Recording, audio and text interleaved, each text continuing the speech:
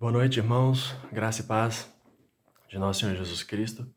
Vamos refletir nessa noite sobre o privilégio da palavra de Deus e o que Ele tem para nos instruir e falar conosco. Hoje à noite seria nosso culto de ceia, nós estaremos celebrando a ceia do Senhor, mas achamos melhor a gente poder voltar a celebrá-la quando a gente voltar no nosso culto, em comunhão na igreja, lá no templo. E então, por hora, a gente suspende e em breve continuamos a oração para que a gente possa voltar.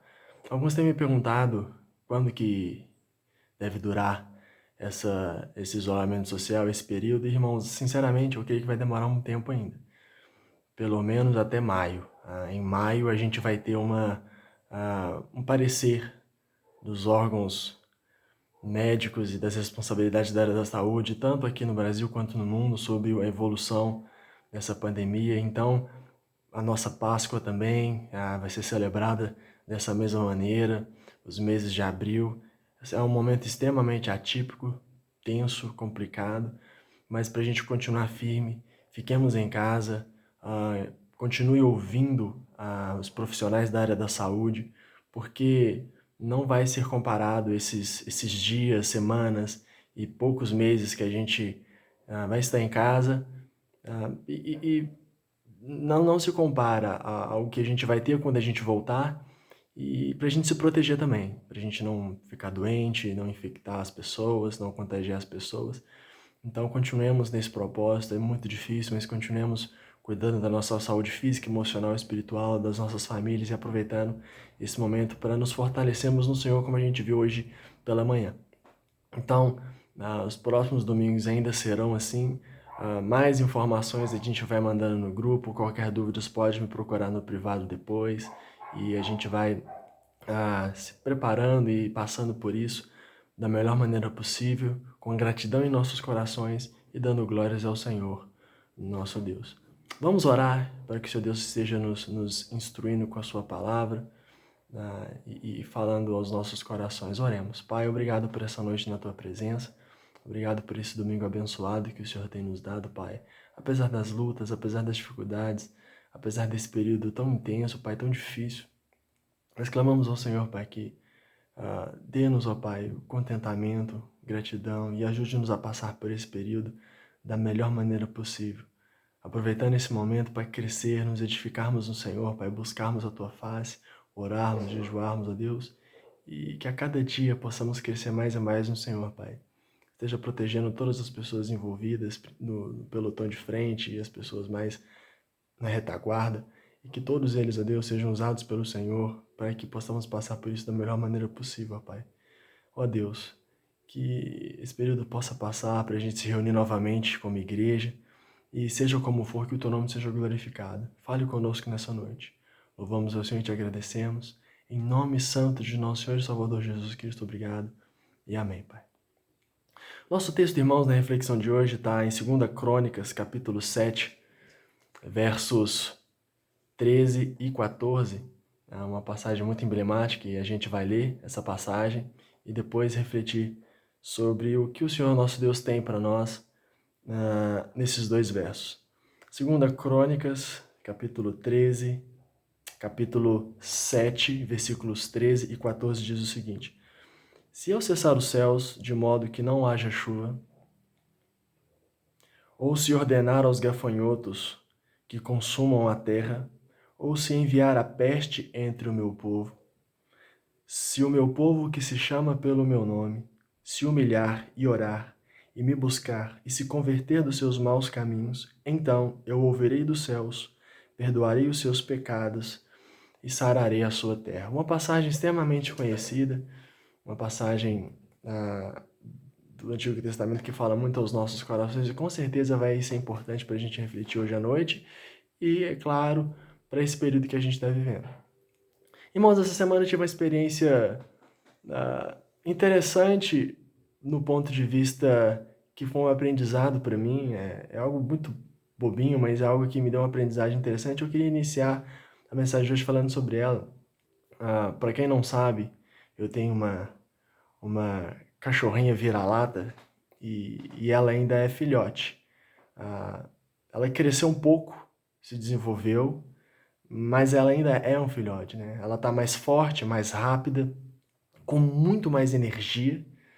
Ela cresceu um pouquinho, tem se alimentado bem, tomou todas as vacinas, então ela cresceu um pouquinho, está forte, rápida, muito espertinha.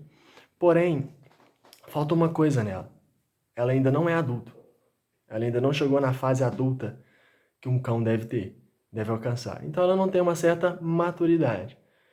Acontece que num dia dessa semana, um carroceiro passou na rua de manhã cedo e eu acabei nem me atinando para isso, mas o carroceiro passou pela manhã e num dado momento à tarde ela aproveitou o portão aberto, saiu desse portão, foi para a rua, como os cães fazem normalmente, e ela nunca havia tido contato com esterco de cavalo. E essa primeira vez que ela teve o contato, ela acabou comendo esterco. Aqui em casa não falta água, não falta comida, não falta abrigo para ela. Ela é adotada, a gente adotou ela e a gente tem cuidado dela, então não falta nenhuma dessas coisas aqui em casa. Mas ela quis sair. E num pequeno ato de rebeldia, ela comeu esterco. Ela comeu esterco de cavalo. No dia seguinte, ela passou muito mal. Ficou bem fraquinha mesmo, deitadinha, não quis brincar, e ela teve diarreia, muita diarreia. E ela sujou a garagem toda, obviamente, dando muito trabalho pro dono dela, esse que vos fala. Eu cuidei dela, limpei a bagunça, tratei dela direitinho, dei água para ela, hidratei, alimentei e melhorou e ela tá 100%. 100% agora. Mesmo com um pouco de medo e trauma de cavalo, mas ela tá 100%. Essa pequena história ela me fez pensar em nossos atos de desobediência e estupidez. Essa pequena história me fez pensar, às vezes, o meu relacionamento com Deus. Deus tão amoroso comigo, tão cuidadoso comigo. E eu me lembro das vezes que eu fui rebelde com Deus. E vira e mexe eu tenho que lutar contra isso. E além dessa pequena história me fazer pensar sobre os nossos atos de desobediência, de estupidez, de sair da presença de Deus e se alimentar do que não presta lá fora, eu pensei também na disciplina de Deus e o cuidado dele para conosco. De limpar a nossa sujeira, a nossa bagunça, a lambança, a sujeira que a gente faz, mas ainda assim permitir que a gente sofra as consequências dos nossos males, né? Ela passou mal, ficou deitada, ficou amuada, ficou muito ruim. Graças a Deus o pior não aconteceu, né? E ela tá bem de novo. E Deus nos permite estar bem novamente, apesar das coisas idiotas e tolas e desobedientes e imbecis que muitas vezes, infelizmente, a gente faz. Mas, irmãos, a gente precisa acordar. E essa passagem é uma das passagens do Antigo Testamento que fala para a gente ter uma vida de rendição diante de Deus. Porque a próxima vez que ela sair, ela pode ser atropelada. A cachorrinha, no caso. Ela pode comer algo ruim e acabar morrendo. Ela não pode usar o ato de graça, misericórdia e paciência, muita paciência que eu usei com ela, para sair toda vez e comer qualquer coisa que ela achar na rua. Numa dessas pode ser tarde demais. E a gente pode pensar também, refletir nas nossas vidas, que a gente não pode ficar brincando com Deus, levando a graça de Deus de qualquer jeito. Os privilégios da palavra, da oração, a vida da igreja, a vida familiar, de qualquer jeito. A gente precisa amadurecer. E a minha esperança é que ela saia dessa fase de filhote, amadureça e seja uma cachorrinha mais tranquila. Acontece, voltando para o nosso texto, que o contexto dessa passagem de Crônicas é que Salomão, ele logo após concluir a construção do templo e fazer uma oração pública a Deus, ele vai dormir e Deus aparece para ele em sonho. E nesse sonho, o Senhor declara que ouviu a oração de Salomão e que teria algumas coisas a mais para falar para Salomão e através de Salomão, para Salomão transmitir ao povo, tanto que está escrito nesse livro de 2 Crônicas. E Deus disse para ele essas palavras dos versículos 13 e 14 que nós lemos e que nós vamos acompanhar. A passagem é extensa, mas a gente vai se atinar só para esses 2 versículos. E o versículo 13, ele nos fala algo extremamente interessante sobre algumas tragédias e dificuldades que acontecem em nossas vidas. Versículo 13 diz: se eu cerrar os céus de modo que não haja chuva, ou se ordenar aos gafanhotos que consumam a terra, ou se enviar a peste entre o meu povo. Se eu fizer isso, se eu fizer aquilo, se eu fizer. Irmãos, mais uma vez eu friso, às vezes a gente é até repetitivo, mas se a gente for ler a palavra de Deus, a gente vai perceber que Deus ele é repetitivo. A gente precisa aprender às vezes pela repetição. Deus está no controle. E eu posso ouvir você dando um glória a Deus e um amém aí na sua casa. Mas entenda e compreenda, irmão, irmã, que realmente Deus está no controle. É Ele quem permite, inclusive, o mal acontecer. É Ele quem permite o mal no mundo, para trazer disciplina e juízo a este mundo, né? Foi a mensagem que a gente viu hoje pela manhã.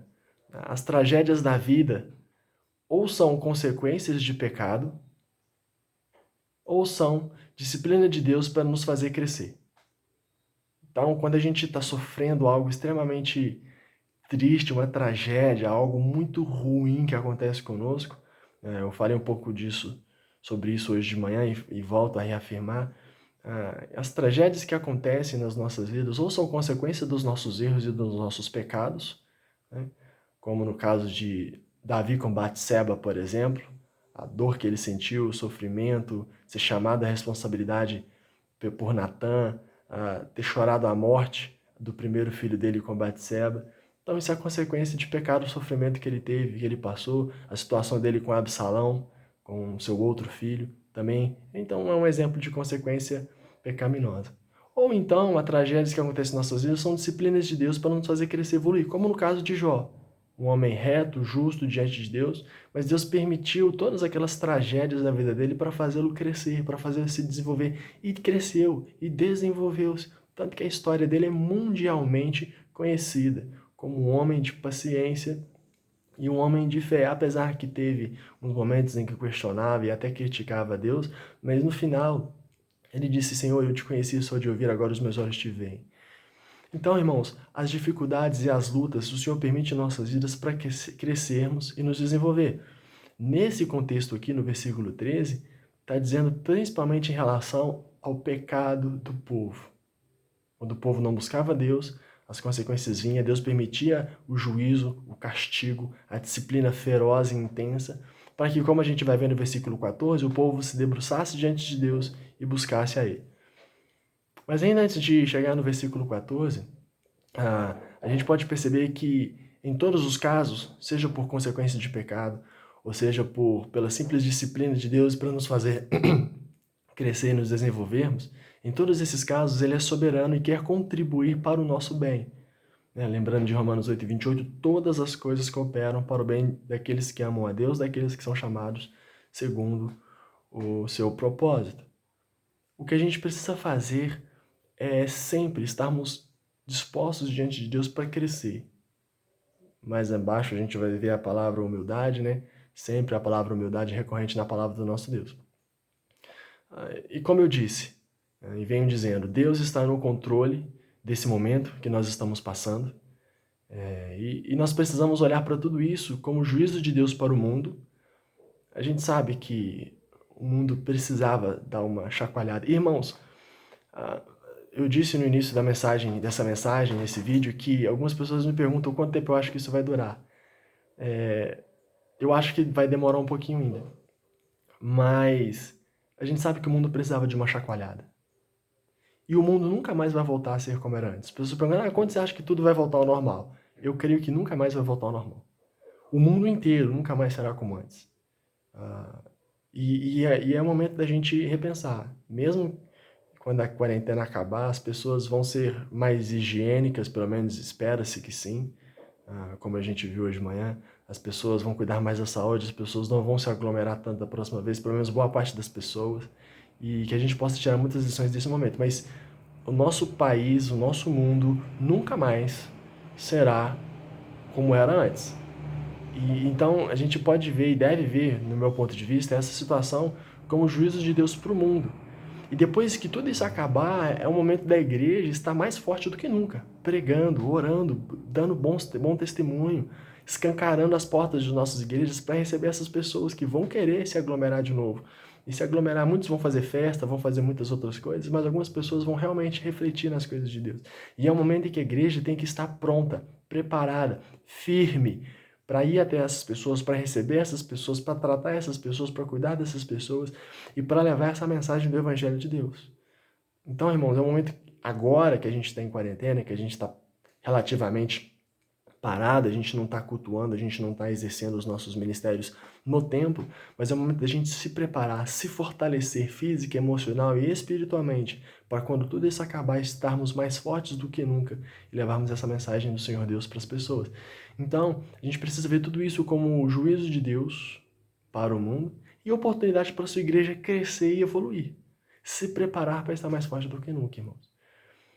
Então, eu não tenho um olhar demoníaco para tudo isso que está acontecendo. E ainda se for a atuação demoníaca ou satânica no meio disso tudo, é permissão de Deus. Deus está no controle sobre todas as coisas, como foi no caso de Jó. Vai, toque em Jó, mas não tire a vida dele.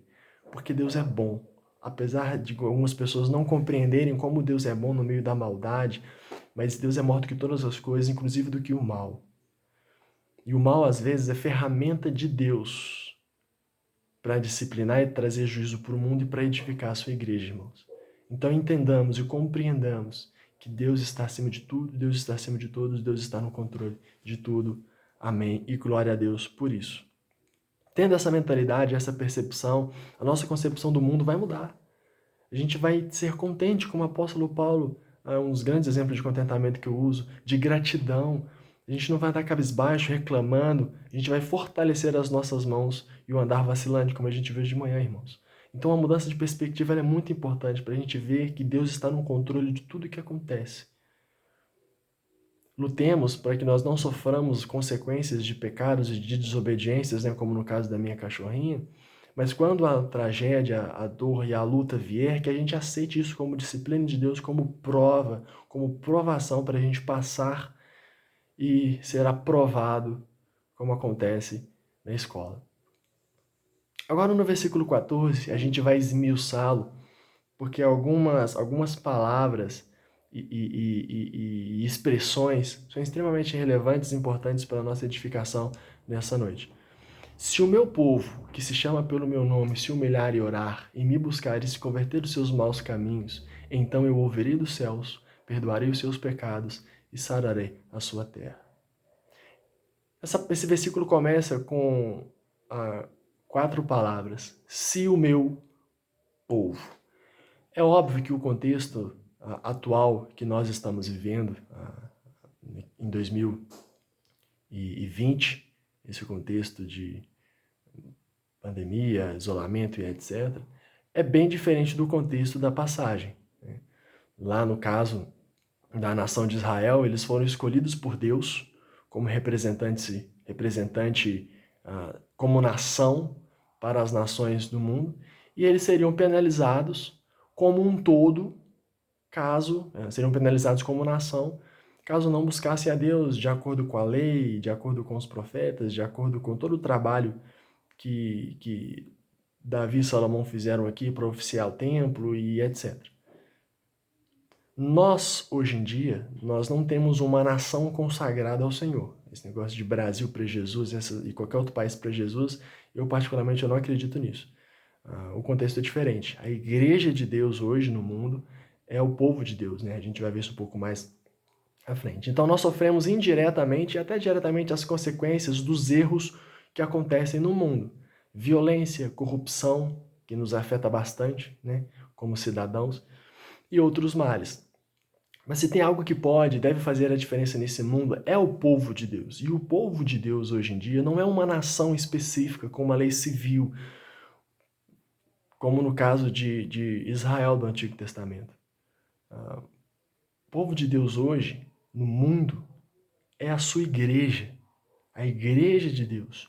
Nós estamos aqui nesse mundo para sermos os representantes do Senhor Deus.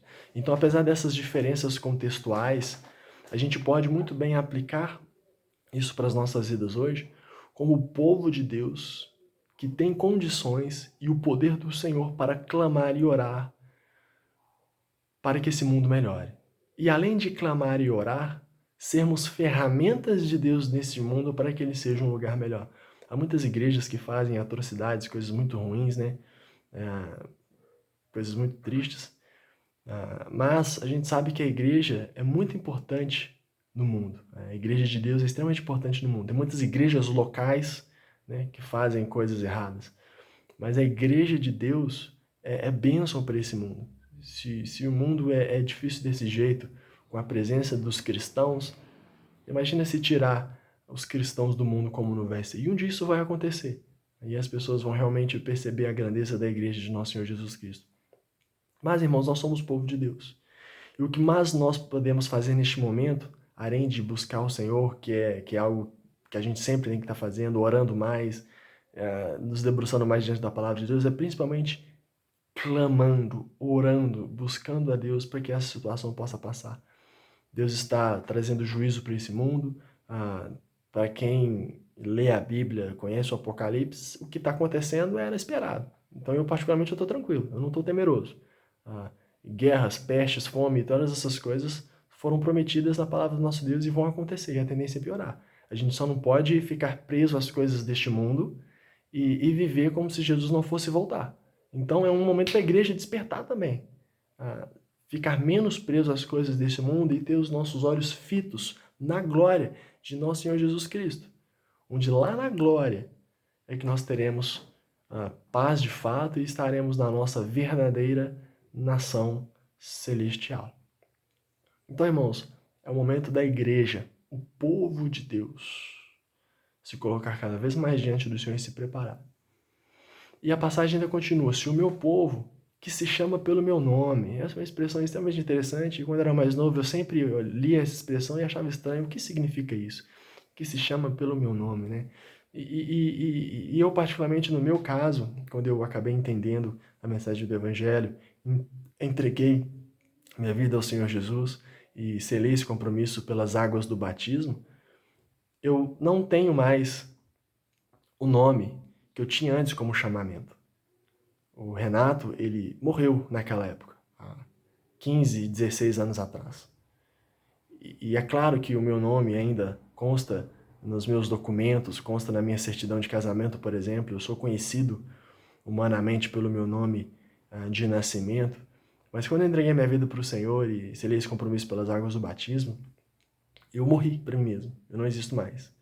E eu sou chamado por um outro nome. Eu sou chamado pelo nome de Cristo. Ele colocou o nome dele em mim. Ele colocou a paternidade dele em mim. Ele me adotou. No meu registro espiritual tem o nome de Deus. Então eu não sou chamado mais pelo meu nome. Eu sou chamado pelo nome do meu Senhor. E é isso que essa passagem está dizendo, né? Não temos mais o nome de antes como chamamento, mas agora os salvos no Senhor são chamados pelo nome dele. Como está lá em 2 Coríntios, né? As coisas antigas já passaram, eis que tudo se fez novo, irmãos. Então nós só somos chamados pelo nome de Deus.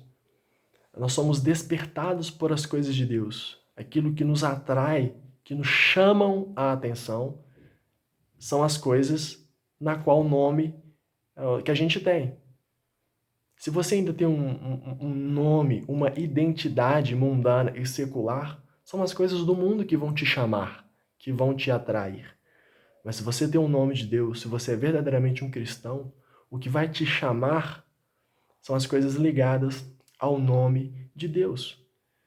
E é para a gente refletir isso. Então, quanto mais nós formos participantes da santidade do nosso Senhor Deus, mais a gente vai ser chamado pelo nome dele, e mais as coisas dele e ele próprio nos atrairá, chamará a nossa atenção. Por isso que nós somos a igreja chamados pelo nome de Deus, a igreja de nosso Senhor Jesus Cristo.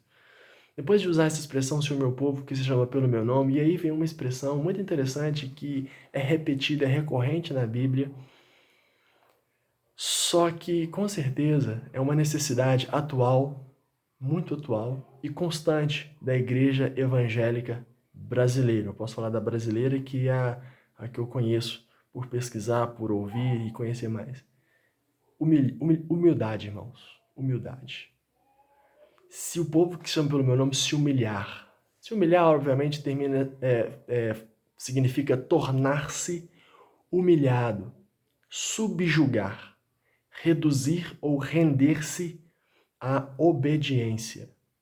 Não é simplesmente dizer Senhor, Senhor, levantar as mãos e fazer pequenos atos religiosos, mas é verdadeiramente render-se, reduzir-se à obediência. Senhor, eu não sou nada, o Senhor é tudo, e eu quero viver a tua vontade. Eu quero viver os teus sonhos. Eu quero ser atraído pelo Senhor e pelas coisas do Senhor. Isso é humildade. E essa humildade nos leva a abandonar os nossos pecados. A gente vai ver mais à frente. Infelizmente, o que muito tenho visto são evangélicos, como eu sempre repito e volto a dizer, altivos, arrogantes, presunçosos, que não aceitam a correção, que não aceitam disciplina, que se acontece algo não perdoa, não é religioso, chega até às vezes a ser fariseu, farisaico, mas não realmente compreendeu o significado de misericórdia quero, não holocaustos, de ser humilde diante do Senhor Deus, irmãos. Então, humildade é fundamental e a igreja precisa disso. E a igreja precisa ser mais humilde no Senhor. E orar, se humilhar e orar. Orar aqui é além de, obviamente, a oração que a gente faz constantemente, mas tem a ver também com intercessão, orar por alguém. É um clamor coletivo pelo todo, não orar somente pelo que eu quero, pelos meus sonhos, pelo meu dinheiro, pelo meu trabalho, pelos meus sonhos, mas é orar pelo todo. É uma oração em nação que Deus está chamando eles aqui. E nós, como igreja, devemos orar não somente individualmente, cada um pelos seus próprios interesses e desejos, mas orarmos uns pelos outros, orar pela igreja, orar pelo corpo e até mesmo interceder pelo mundo. Então percebam que oração, por mais importante que seja, é apenas um ato dentro de tudo aquilo que nós temos que fazer. Oração é extremamente importante, mas não é só orar, é interceder. E a gente vai perceber que tem outras coisas que são extremamente importantes. Na conclusão, a gente vai falar um pouco mais sobre isso.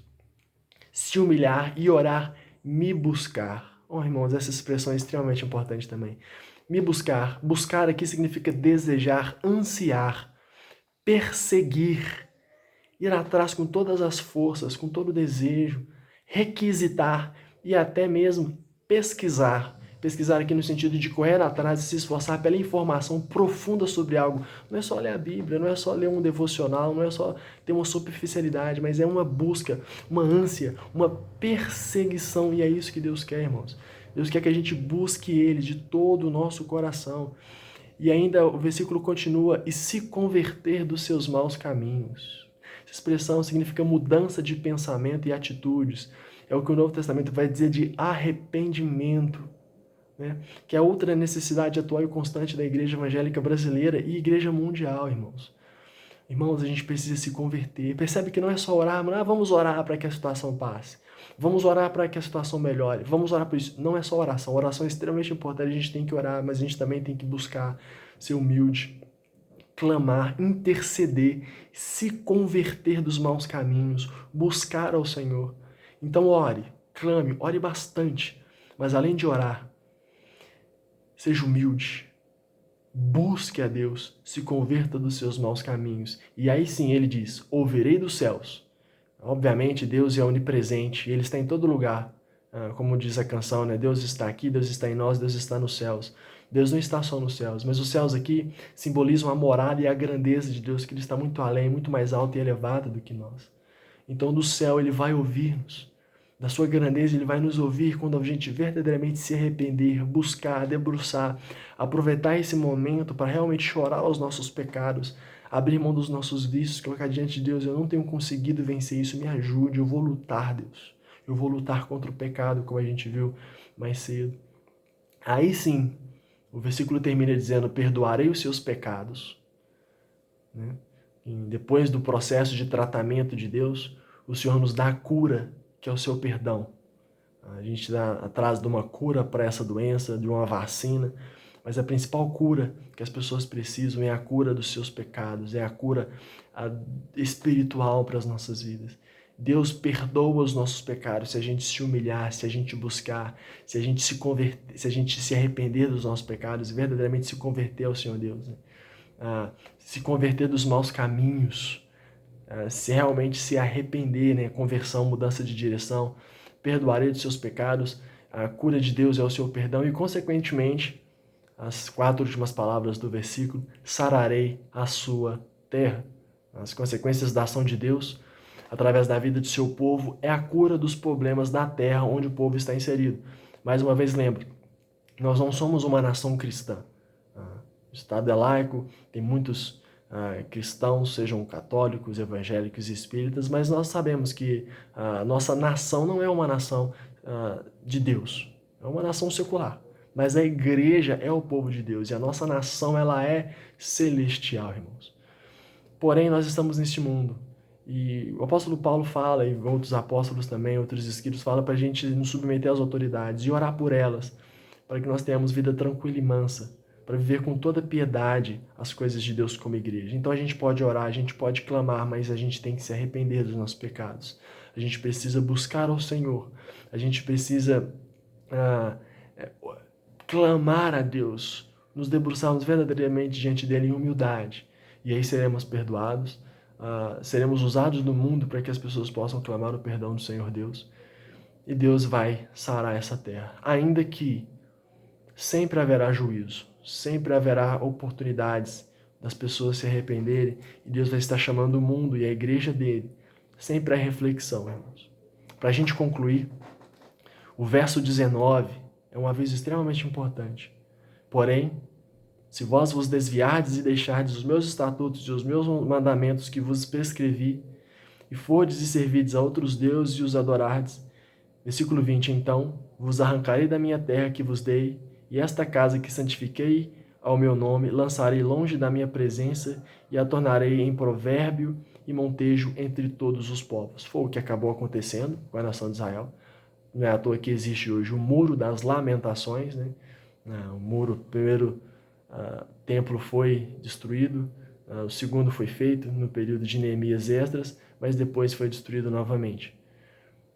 Então, nós não somos um povo como o povo israelita do Antigo Testamento. Nós não temos uma nação específica que devemos consagrar ao Senhor, mas nós consagramos as nossas vidas a Ele. E como igreja, a gente precisa rever a vida que nós temos vivido diante do Senhor. Orar, mas buscar, se arrepender e viver uma vida rendida diante do Senhor Deus, irmãos. Muitos estão falando em clamor pela nação e pelo mundo, mas entendam que não é só orar, não é só falar com Deus, não é só chamar Deus como um garçom e ter uma lista de pedidos para Ele realizar. Mais uma vez, se o meu povo que se chama pelo meu nome se humilhar, orar, me buscar, se converter dos seus maus caminhos, tudo isso é importante no processo. Que você possa fazer isso e refletir nesse versículo 14, não somente nesse domingo à noite, mas ao longo da semana. Como igreja, nós temos um tremendo papel, não apenas de clamar a Deus, mas de viver fiel e obedientes a Ele, sendo um povo nesse mundo chamado para fazer e para ser a diferença. Que o Senhor nosso Deus nos abençoe. Pai, obrigado pela graça e pela misericórdia do Senhor. Ajude-nos nesse período, ó Pai, a fazer o que o versículo 14 dessa passagem de Crônicas nos exorta, a rever os nossos valores, os conceitos, a debruçar-nos diante do Senhor, Pai, nos humilhar, orar, clamar, se converter dos nossos maus caminhos, reconhecer, Pai, a grandeza do Senhor, buscar mais o Senhor ao longo das nossas semanas e ter misericórdia de nossas vidas e desse mundo. Que essa praga, que essa peste possa, Deus, cessar o quanto antes, para que nós possamos, ó Deus, voltar o mais próximo da normalidade possível, mas muito mais evoluídos e melhores como indivíduos e como igreja. Console e conforte as pessoas que estão perdendo pessoas, que têm parentes doentes, esteja com os médicos, que as nossas autoridades, ó Deus, ajude-nos a viver da melhor maneira possível em meio a tudo isso. Consagramos nossas vidas em Tuas mãos e ajude-nos a aprender, ó Pai, aquilo que o Senhor tem para nos ensinar no meio de tudo isso. Obrigado por essa noite, por essa reflexão e que o Espírito Santo do Senhor complete o que foi ministrado nessa noite, Pai. Louvado e glorificado seja o Teu santo nome, abençoe a nossa igreja, abençoe nossas famílias, nossos casamentos e ajude-nos a viver aquilo que o Senhor tem para nós, tanto agora, tanto quanto depois, quando tudo isso acabar. Em nome de nosso Senhor e Salvador Jesus Cristo, obrigado e amém, Pai. Obrigado, irmãos. Excelente noite a todos e ótima semana na graça de nosso Senhor Jesus Cristo.